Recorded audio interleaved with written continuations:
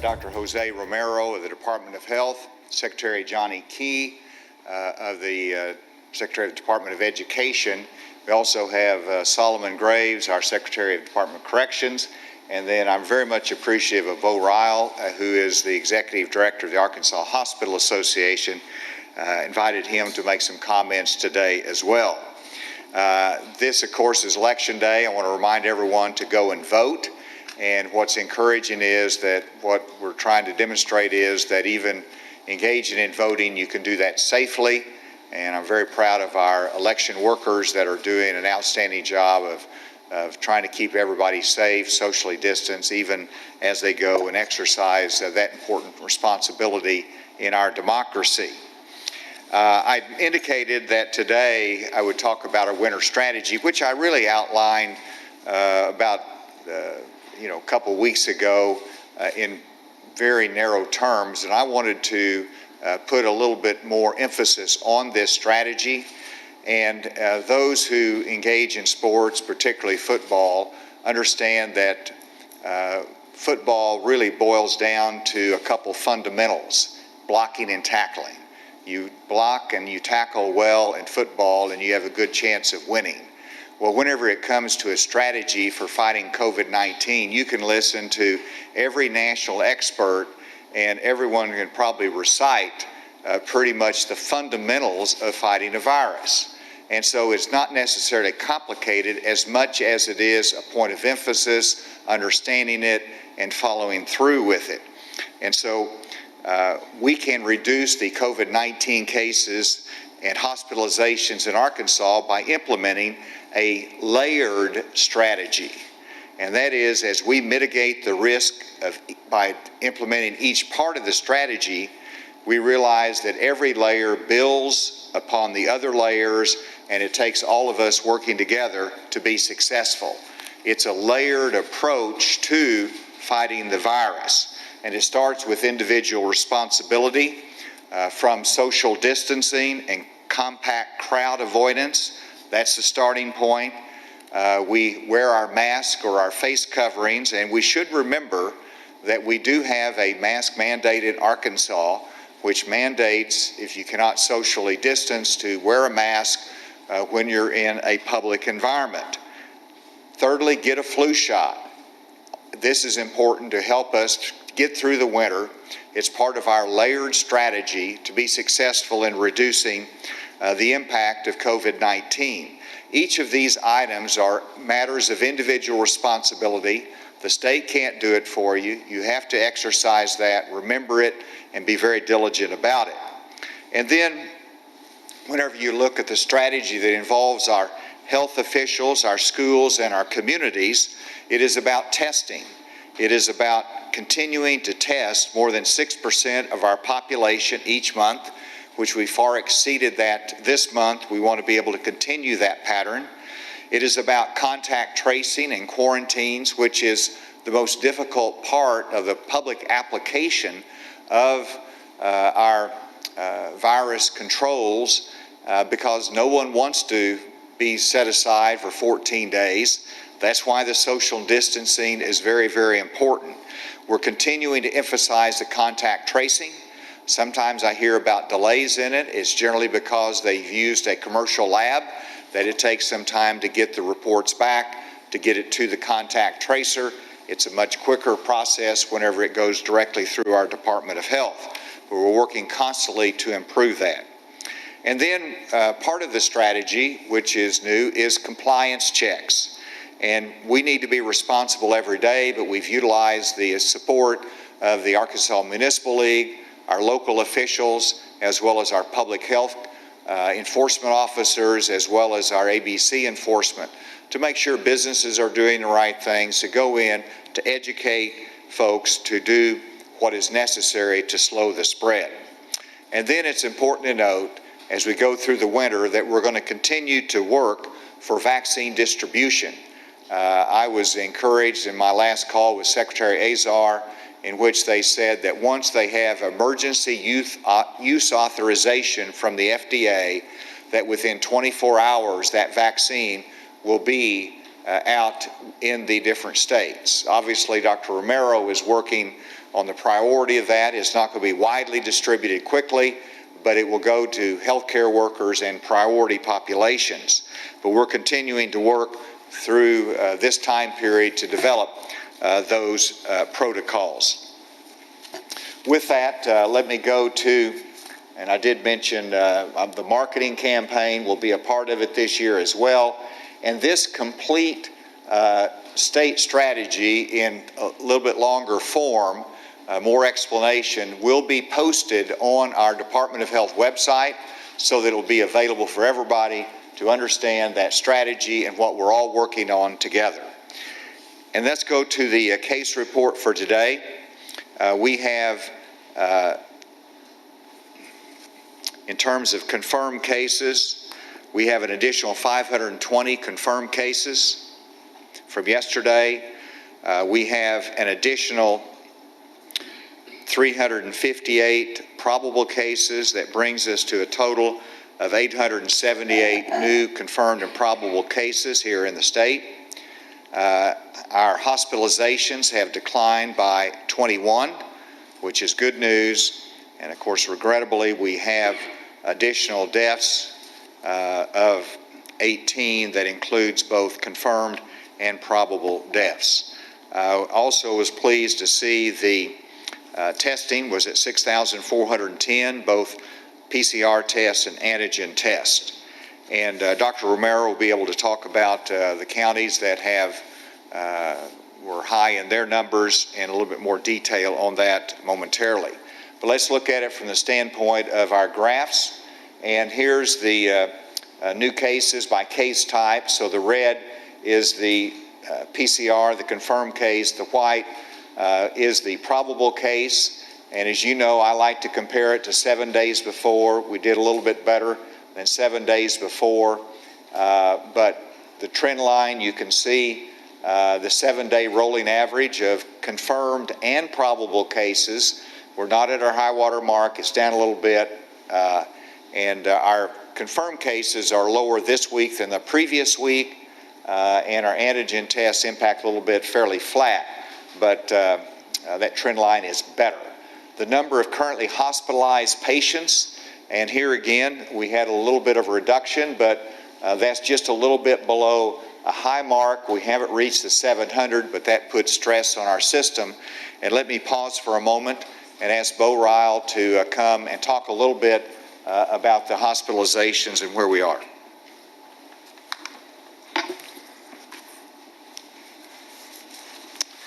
Thank you, Governor.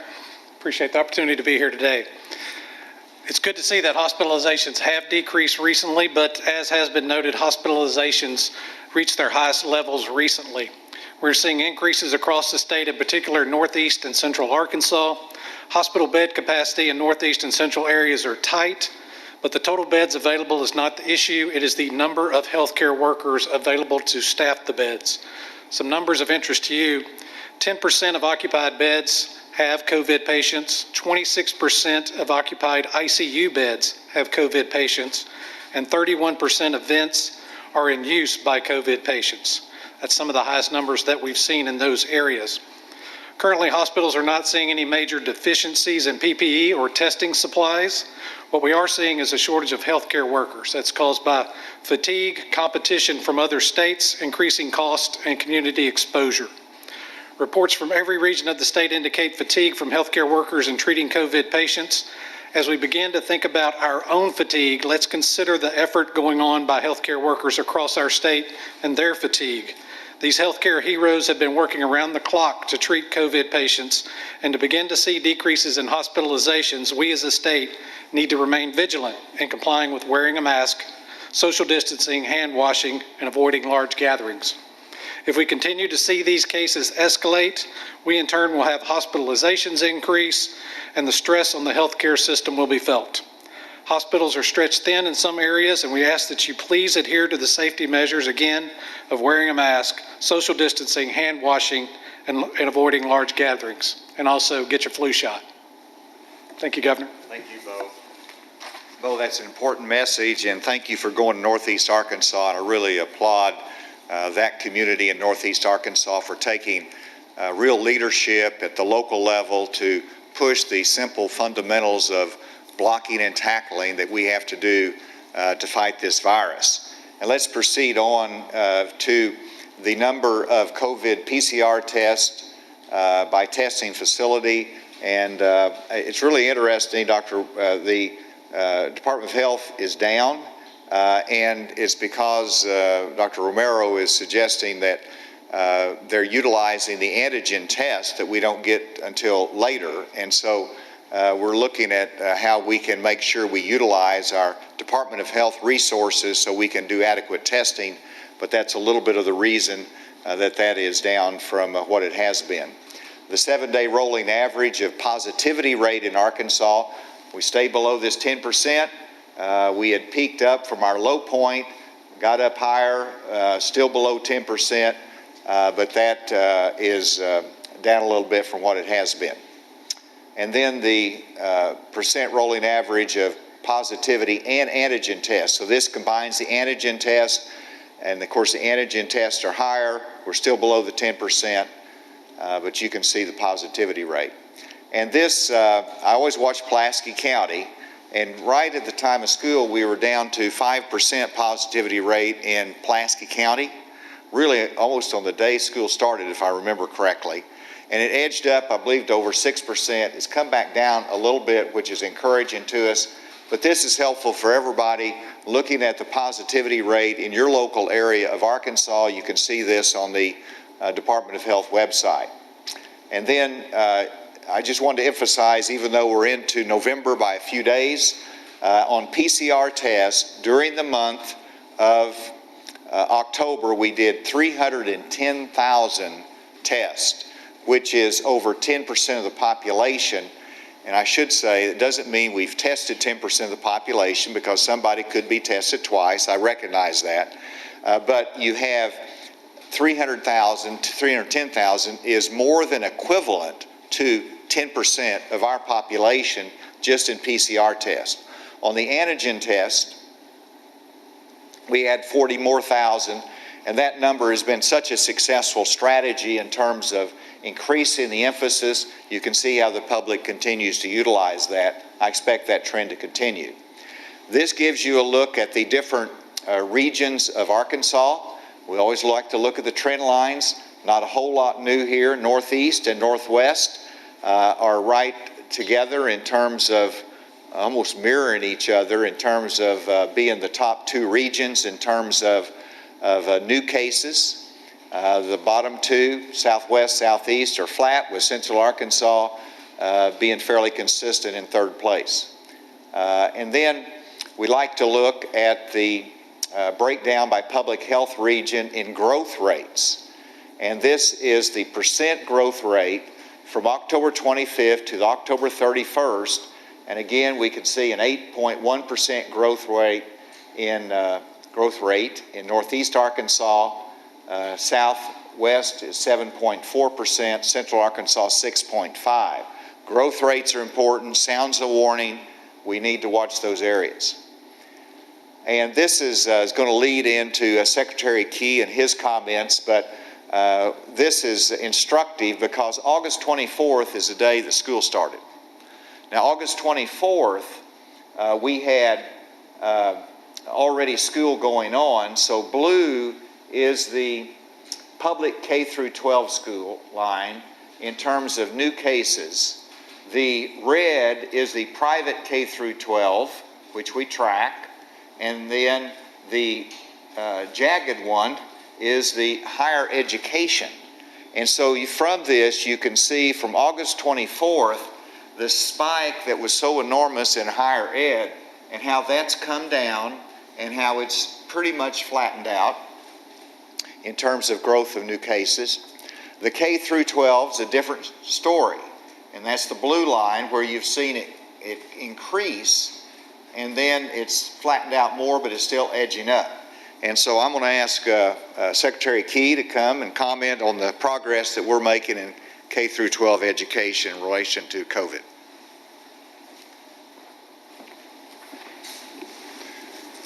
Thank you, Governor. Last week, we continued to see progress with respect to the number of on-site modifications that schools were implementing. We had 8 last week. That is down from 11 the week before. And as of this morning, we had 10 districts that were still implementing some type of on-site modification. There is now well over 180 schools that, exactly 185, that have returned from an on-site modification to their regular operation. One of the biggest concerns that we hear from educators around the state continues to be the engagement of students in online learning. In response to that, we have launched just a couple of weeks ago Engage Arkansas. And as an update, now we have 118 districts who have signed up to participate in the Engage Arkansas initiative with over 15,000 student referrals. These are students that the districts have identified as not being engaged in a proper level in their online learning. Engage Arkansas is working through the Office of Education Renewal Zones and the Education Renewal Zones around the state to develop a process of working this database in the communities to identify wraparound services and other types of student supports, and identifying these students and reaching out directly to them in order to understand better what needs they have that can help them get better engaged in their online learning. And with that, Governor, I'll turn it back to you. Thank you, Johnny. And we just have a couple more points to make. This I asked for because these are test rates with some of our surrounding states. We look at this from time to time, and you can see this is the rate per 100 persons tested, 28.6 for Texas, and you can see how we stack up. Tennessee continues to do a very good job in testing, but we are next to them, and we continue to increase that. Then I ask for this also because it puts it in perspective as to how serious COVID-19 is. And these are death rates in Arkansas by cause of death. And Dr. Porter will have to explain a little bit as to the crude death rate, but that's a technical term that's utilized. But you can see that cancer, of course, is the major cause of death, heart attack, but then COVID right now in Arkansas is the 3rd leading cause of death. You have diabetes, you have suicide, motor vehicle crashes is at 17.8, along with pneumonia. If you double pneumonia and motor vehicle crashes together, you're still nowhere even close to where we are with COVID-19. So it is a deadly virus that takes people's lives. We want to make sure everybody understands the seriousness of it. And then the next, this is the death rates by state in the Southeast Conference, just a few of them. It's not all encompassing here, of course, but it just gives you a perspective as to where Arkansas is in terms of our death rate. Louisiana, they got hit so hard. Mississippi got hit very hard. And we were down much lower, but our death rate has increased, and you can see that over the last month, particularly in October. So we want to be able to focus on saving lives and making sure that we do not inadvertently cause a spread that will cause an elderly person or someone else to go to the hospital. This is, I'm going to stop there. That's just, we'll stop there on that. With that, I want to give that to Dr. Romero. I know he's got some comments to make. Dr. Romero.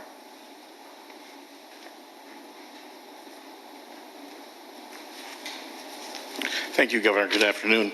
I'll talk a little bit about the counties that have more than 20 cases reported in the last 24 hours, and then I'll make some additional comments. So today we have 12 counties above the 20 or equal to the 20 case mark. They are Benton County with 96 cases, Washington 77, Pulaski with 66, Craighead with 38, Sebastian with 37, Saline 34, Greene 31, Faulkner 28 cases, Miller and Mississippi counties have 24, White County, 23, and lastly, Crawford with 22. So we're still seeing disease across the state, but I want to really turn to our winter strategy. It involves not only what we do as a community, but individually. And I want people to take this disease seriously, that when we get together, whether that be in a small group or a large group, there is a risk of transmission of COVID disease. Certainly the smaller the group, the less that risk is. And I'm leading into the issue of family gatherings, especially Thanksgiving, Christmas, and New Year's. We need to really think seriously this year whether it is advisable to bring 20, 30 members into a home, especially if you're traveling from regions outside of Arkansas, into an environment where there can be increased transmission of the virus during those events. Also, some of us have family outside of the state, and we need to think very seriously about travel to and from areas of higher incidence of COVID. Are we going to bring something back if we leave?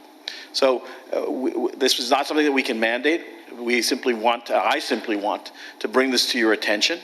I would suggest that if you have these reunions, that you limit them to 10 or less, and that you limit them to persons that you are in your family, your immediate family.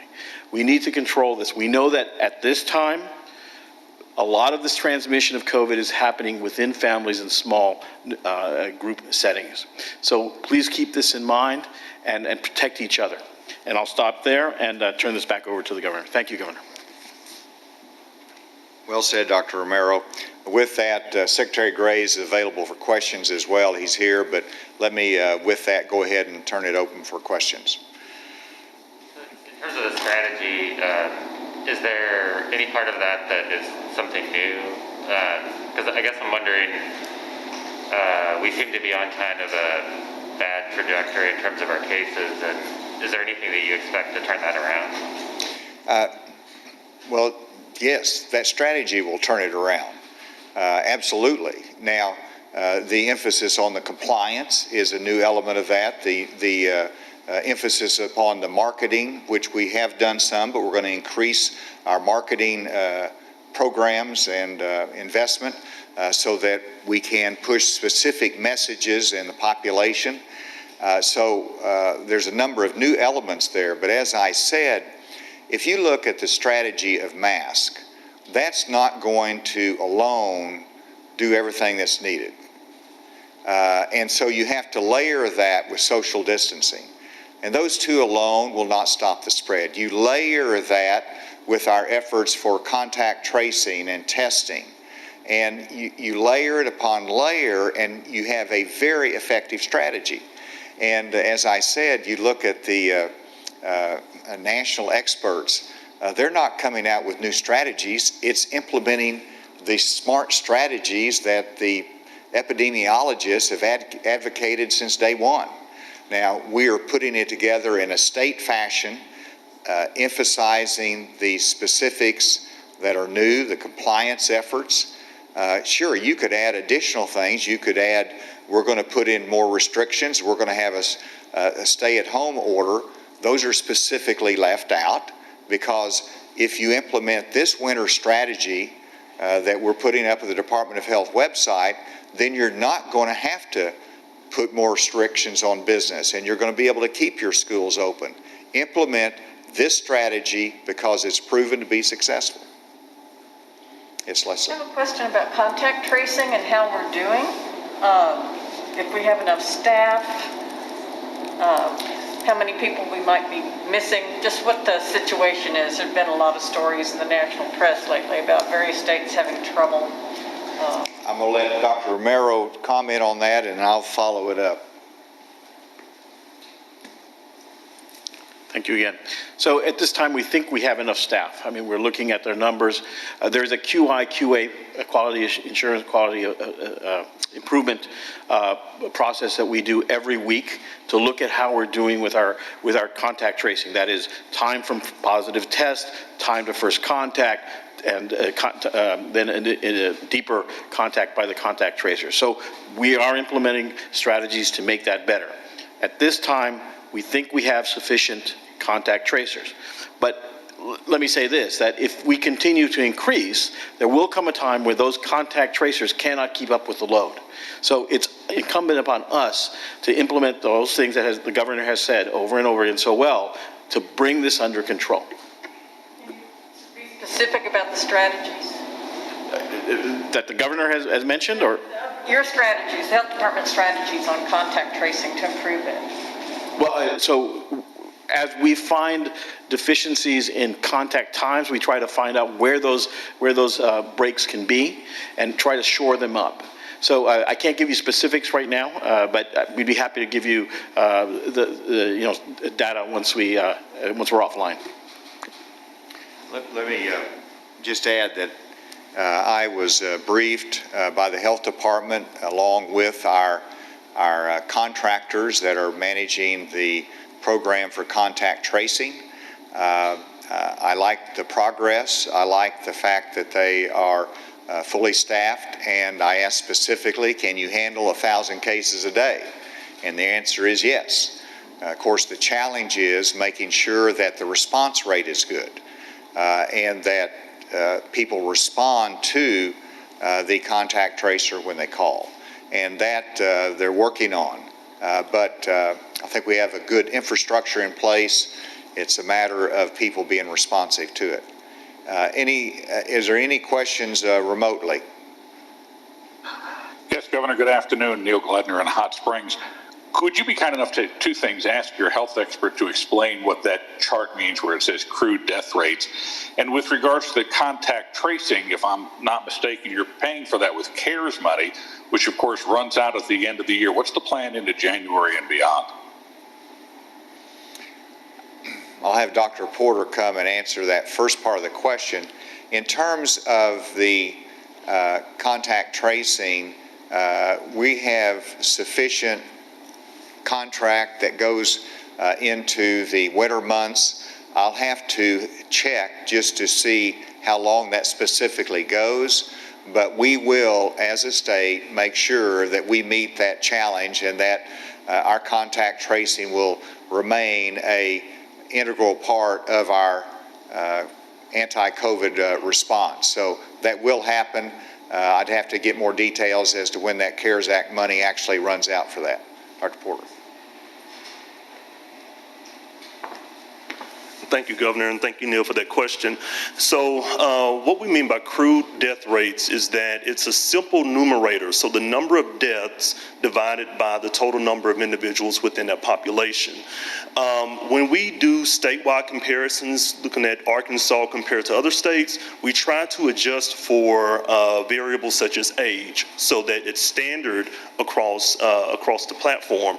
And so, for instance, if we look at the state of New York, their population distribution of elderly individuals compared to, let's say, a state like Florida is going to be vastly different. So when you adjust for age, it allows you to compare essentially apples and apples, and that the crude rate does not take that into account.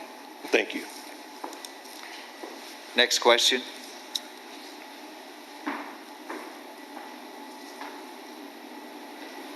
Hi, Governor. It's Josh White over at KEIT in Northeast Arkansas. Last we spoke, it was we don't really need to do anything more stringent in Northeast Arkansas when it comes to trying to enforce the mask mandate.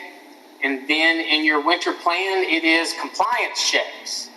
We had asked the Arkansas Department of Health for any compliance checks that they've done, written any warnings or fines in Northeast Arkansas. The last one was done in June. Why the change of pace all of a sudden? So what'd you say the last thing was done in June? What happened in June? That was the last time anyone in Northeast Arkansas was fined for not wearing a mask. That's interesting to note that somebody was fined.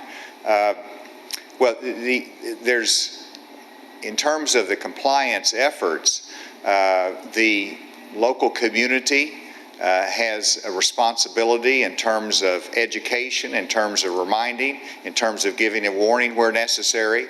The mask mandate does include a penalty with it. And so that's a law enforcement response. Again, I applaud Northeast Arkansas leadership, Judge Day and others that gathered together, and I watched it actually, and what a great presentation on community responsibility, engagement, and reminding people of just that, to comply with the mandate. So there's a lot of ways to emphasize the compliance part of it. We continue to do that through the Department of Health, ABC enforcement, as well as our local law enforcement. All right, with that, I thank you for being here today. Have a good election day. Thank you.